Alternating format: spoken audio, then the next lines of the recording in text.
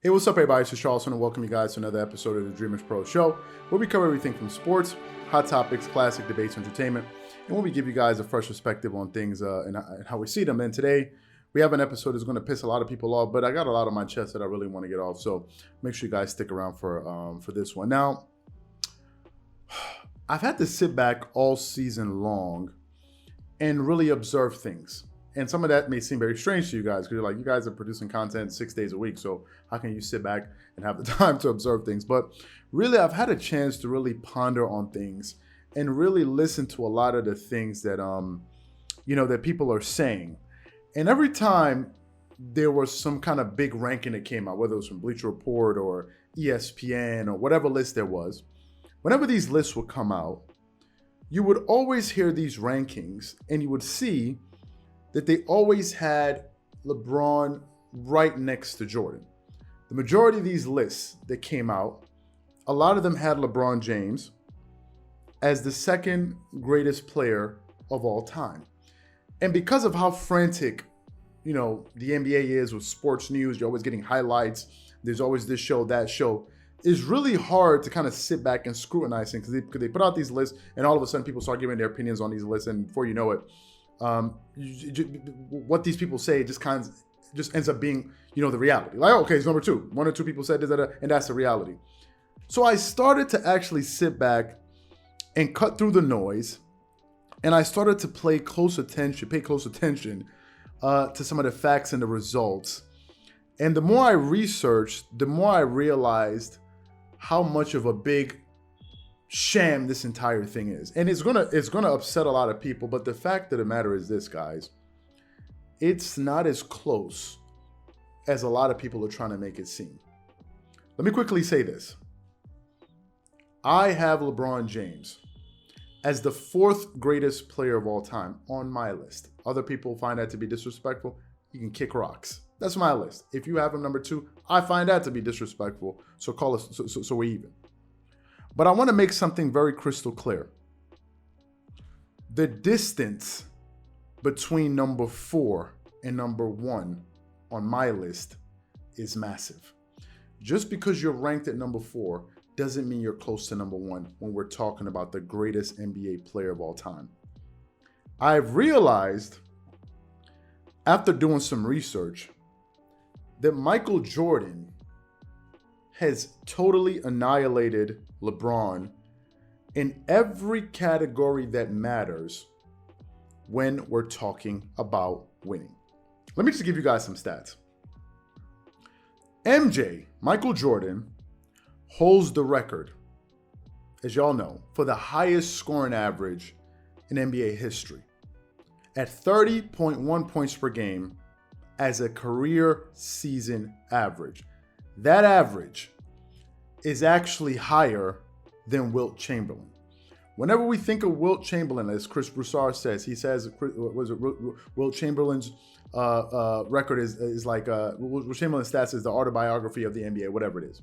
He has these gaudy stats, and he does. And somehow, some way, Michael Jordan even has him beat. But it doesn't stop there. The reason I'm going to focus on Michael Jordan's playoff stats is because these games are the games that lead to championships. That's why I'm focusing on it. Michael Jordan holds the record for the highest playoff scoring average in NBA history at 33.4.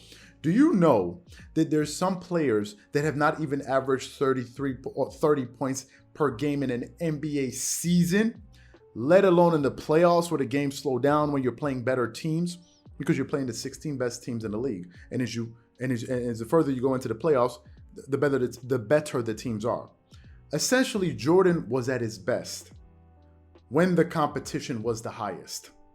That says a lot about the guy. MJ, in my opinion, and according to the facts, is the far more superior offensive player. And a lot of people I've noticed, they tend to get this thing confused.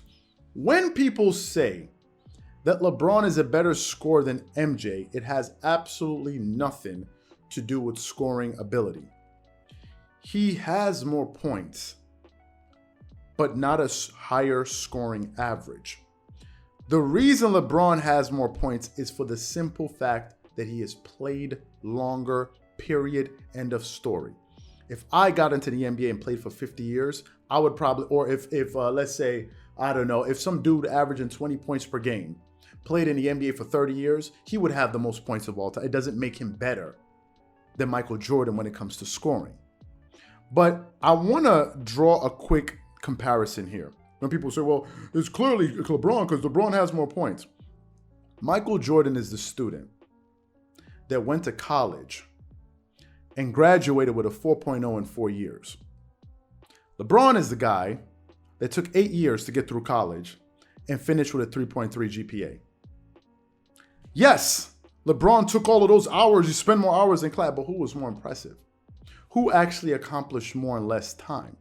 Jordan accomplished much, much more in almost half the time or less the time. Jordan only played for 15 years. LeBron is still going, still trying to catch a guy that really completed his legacy before the year 2000. This is what we're talking about. And one thing I keep hearing over and over and over is just how fantastic of a playmaker LeBron is and how he makes everyone better. This is one of the things that's synonymous with the name of LeBron. But when you delve a little bit deeper, you find out once again that it's nothing but a bunch of smoke and mirrors, man. It's just a bunch of, David Blaine, but just a bunch of magic tricks. That's all it is. Yes, LeBron averages more, assists per game at 7.4 assists per game over his career. His overall average of assists are higher. But he's also averaging 3.5 turnovers per game over the course of his career. And there have been years when he's averaged over 4 turnovers per game in a single season. We're sitting there talking about Russell Westbrook. LeBron has had some high turnover seasons too. Jordan, for his entire career, only averaged 2.7 turnovers for his career. Whereas LeBron has averaged 3.5. And Jordan was much better when it counted, and I'll tell you why. If you look at LeBron, and this is the part where I'm really going to get into some things here that's really going to irritate some people, but it's also going to make some people happy because all I'm giving you guys are facts. This is not my opinion. These are the facts. It took me a lot of time to find this information, but I want to make sure the audience has it so you are as informed as possible before you start leaving comments. So you know. LeBron has a playoff winning percentage of 65.4. Michael Jordan has a playoff winning percentage of 66.5. So he's won more games. He has a higher winning percentage in the playoffs. Fine. And when it gets to the biggest stage in the sport, when we're talking about the NBA Finals, the distance between Michael Jordan and LeBron is the distance between heaven and earth. Jordan is in a totally different realm when he's in the playoffs and in the finals. Literally. They are not peers. Forget about being in the same classroom. They're not even in the same school. Jordan is head and shoulders and elbows and kneecaps and ankles above LeBron. This is not my opinion. This is not me being disrespectful. These are the flat out facts. LeBron's winning percentage in the NBA Finals, when the games matter the most, when the competition is the highest, he has a 40% winning percentage in the NBA Finals. Michael Jordan has a 100% winning percentage. What is all of this telling me? What is it telling you? It's telling you that as Jordan goes deeper into the playoffs, he's actually getting better. Whereas LeBron goes deeper into the playoffs, his winning percentages drop. They diminish. Now here's the kicker. Jordan has faced seven top 75 players in the NBA Finals. 7. LeBron has faced 8. And here's an even more shocking stat. For the 15 years that Michael Jordan played in the NBA, listen to this. Michael Jordan only played with one All-Star, or at least one All-Star, for 8 of the 15 years he played in the NBA. I bet you the majority of you did not even know that. For the 15 years that Michael Jordan played in the NBA, 8 of those years were with All-Stars. The other, A plus, the other 7 were without. The last 2 years with the Washington Wizards, there wasn't an All-Star in sight. And the first 5 years of Michael Jordan's NBA career, he did not have one single All-Star to play with. Not one. So essentially, Michael Jordan won 6 championships when he had one caliber All-Star player or more in 8 years. And he missed 1 year. I want you guys to begin to get an understanding of what the hell we're talking about, because I want to add as much clarity to this topic as possible, because folks, there's no argument. I'm not even done yet. Let me continue on. In Jordan's first 5 years, when these dweebs and these come, why couldn't Jordan beat the Pistons? Why couldn't he beat the Celtics if he's so great? Let me give you guys Michael Jordan's numbers before he had an All-Star in his first 5 years in the NBA. Playoffs. Forget about the regular season for a moment. We're talking about games that matter. Because James Harden has great regular season numbers. Are you going to be putting him in all time? Hell no. For the first 5 years that Michael Jordan was in the NBA playoffs, I actually had to crunch these numbers myself. They don't exist. Michael Jordan averaged 35.9 points per game in his first 5 years in the playoffs, 1.3 blocks, 2.4 steals, 6.5 assists, 6.6 rebounds, 85% shooting from the free throw line, 42% from the three, and 47.8% from the floor. Those are the numbers that Michael Jordan averaged his first 5 years in the playoffs. You go look at any of LeBron's stats in the playoffs and tell me if you see any numbers on par with that. At any point. 1 year in the playoffs, this guy averaged over 40. Another year, he averaged over 37. This is the guy we're talking about. And the most surprising stat of all of this is this. Because I've been hearing how LeBron is doing all of this for the late. LeBron is not even playing defense. And when Michael Jordan was at the age of 35, during that Last Dance documentary, Michael Jordan made the all-first, listen to what I just said, the all-first defensive team. The all-first defensive team at the age of 35. The last time LeBron made an all-defensive team was in 2019. He was 34, 35 years old, and he made all-third. Michael Jordan was dominating basketball in a way no one has ever done. But it doesn't stop there, because today I want to put the nail in the coffin. Because we get some people leaving messages, well, you said this, but you didn't do your research, and you didn't say this about Michael Jordan, and you didn't, Let me shut all of that down today. I'm not even done yet. If this video has to be as long as it's going to be, let it be so. At least we have all the facts. Here's another reason why Michael Jordan was more dominant, and why you should never mention LeBron in the same breath as Michael Jordan, ever. If you do so, it means that you don't know anything about really what went on between these two guys' careers. Really. You're just a guy that just started watching basketball. You heard a few people say he's the second best player of all time, and then you started running. These guys saying that they don't know what the hell they're talking about. They don't. MJ has a 20-7 record in the playoffs. We're talking about games that matter. Don't give me no regular season games. We're talking about the games that matter, because you play basketball to win, not to stat it up. Jordan has a 20-7 record in the playoffs against 50-win teams, 50-plus win teams. Listen to these numbers. Kobe, garbage Kobe, according to some of you dweebs out there, has a 25-10 record in the playoffs against 50-plus win teams. That's Kobe.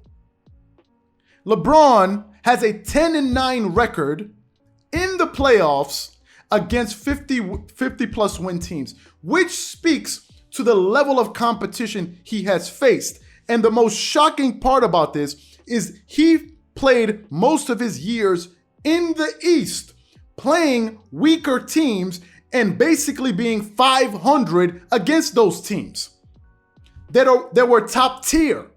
LeBron beat a bunch of bad teams. Look at the level of competition between the two players. But I'm not done yet, because again, you guys keep coming out of the rocks, crawling from under the carpet to keep spitting nonsense all over the comment section. So I gotta do it to you. I'm not done yet. The most shocking part about this is this.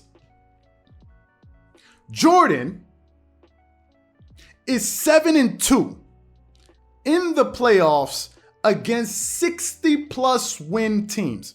7-2. You do the percentages on that.